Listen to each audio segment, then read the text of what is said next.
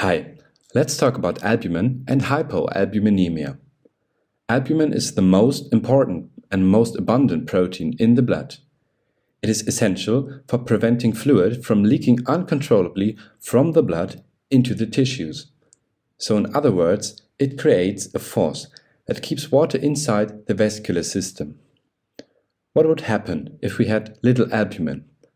Water from the blood plasma and the substances dissolved in it, such as glucose or electrolytes, would exchange uncontrollably with the interstitial fluid by diffusion. Glucose might not even reach distant organs like your little toe. More on this in a moment when we talk about hypoalbuminemia. But let's start briefly at the beginning. Albumin is a plasma protein that makes up about 60% of the total protein mass in the blood. It's produced in the liver from amino acids, which we take in through our diet.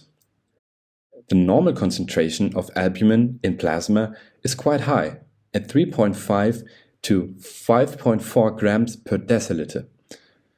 Anything below this is called hypoalbuminemia. Let's briefly discuss how albumin keeps water in the blood.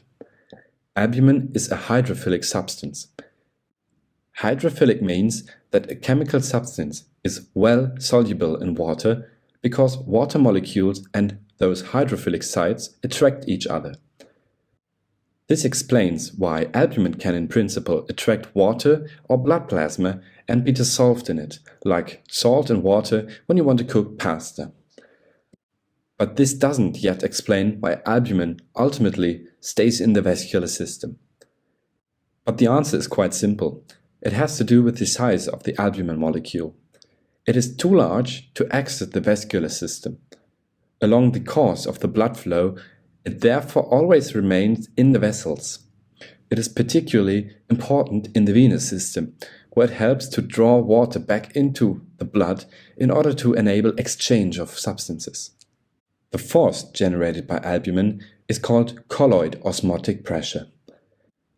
When a substance is hydrophilic and cannot pass through a membrane, so in our case albumin, which is impermeable to the vessel's wall, but the solvent can, so in our case water or blood plasma, this is called osmosis.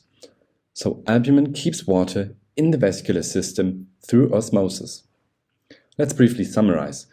Albumin is hydrophilic and too large to leave the vascular system. It holds the blood plasma and the dissolved substances such as glucose or electrolytes together like chewing gum and prevents important substances from leaving the blood in an uncontrolled manner. What happens in hypoalbuminemia and how does it develop? We speak of hypoalbuminemia with hypo meaning below or too low when albumin concentration in the blood are below 3.5 grams per deciliter. Let's start with severe forms. For example, anything below 2.5 grams per deciliter. Do you remember where albumin comes from? It is produced in the liver. How can albumin production become impaired so that less and less is produced? The most common reason is liver cirrhosis or acute liver failure due to, for example, intoxication. If the liver is severely damaged, it can produce less total albumin, causing the concentration to fall. Patients with liver cirrhosis and severe hypoalbuminemia can, for example, be recognized by signs of portal hypertension. In addition to that, ascites or leg edema may occur. Another important cause is nephrotic syndrome, which is an umbrella term for various renal diseases in which the glomerular filter of the nephron is damaged. Normally, this filter largely retains albumin because it is needed in the blood. But in these diseases, albumin is filtered and can be found in the urine, which is called albuminuria. Albumin is therefore lost via the urine, which causes the plasma concentration to drop. Here as well, edema and sometimes ascites can occur. They arise because in the venous system, the attractive force generated by albumin is now reduced.